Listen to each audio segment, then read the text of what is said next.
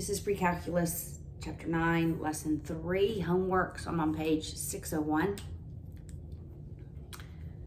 We're going to go through 31, 47, and 53. 31, 47, and 53. All right, so 31.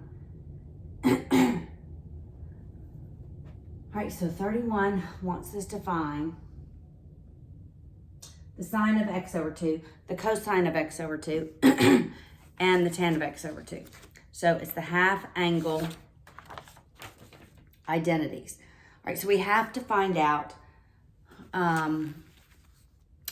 what quadrant we are in, and we have to draw the triangle. So it says it's between 0 and pi over 2, so we're in the first quadrant. And that's x. It says the cosine for x is 0.4. That's the same thing as 4/10. And so I'm going to draw that as adjacent over hypotenuse. I should go ahead and simplify that, huh? Unless where's my eraser? Yeah, we'll simplify that to 2/5. Might make it easier in the long run. 2/5. So I solve for the opposite because I'm going to need the sine, all right? So the opposite is going to be just the Pythagorean theorem. All right, we'll call that the y value. So y is going to be the square root of 5 squared minus 2 squared. That's 25 minus 4 is the square root of 21. All right, so this is going to be the square root of 21.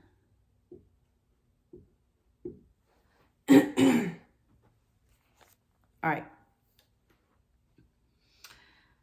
So, I don't have my calculator, so I'm just going to do it, and you can put the numbers in your calculator because it looks like the answers are decimal places. All right, so let's go start with the sine. Sine of half of that, all right? Because we're in the first quadrant, it's plus. Remember, the sine is dictated by what quadrant we're in. It's going to be the square root of 1 minus the cosine x over 2. All right, so that's just 2/5. So that's positive square root 1 minus 2/5 over 2. Let's make a common denominator and break our fraction up. So I'll make that 5/5. So that's the square root of 5 minus 2 over 5 over the square root of 2. So it's 3/5.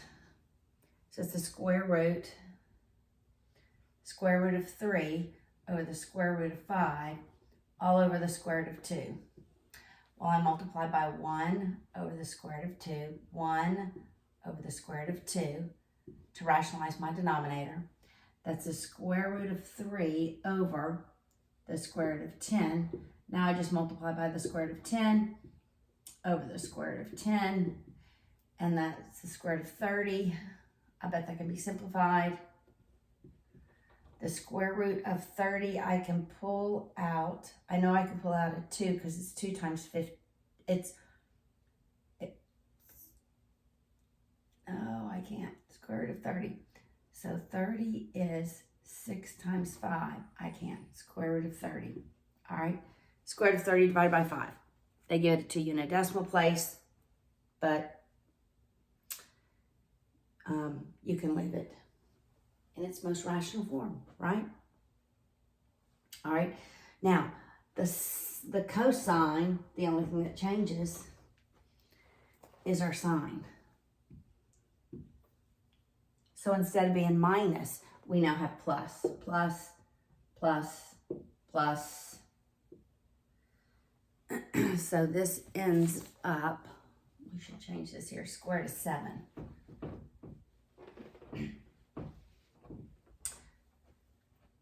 So this ends up being square root of 7 over square root of 5, all over square root of 2, multiplied by 1 over square root of 2. The last one should have just been square root of 3. I don't know why I made it 30. Over 1. Oh, that's because I rationalized that denominator. All right, so it's square root of 7 over square root of 10. Square root of 10 over square root of 10. Wrong way. It's the square root of 70 over 10. All right, so now the tangent will be different.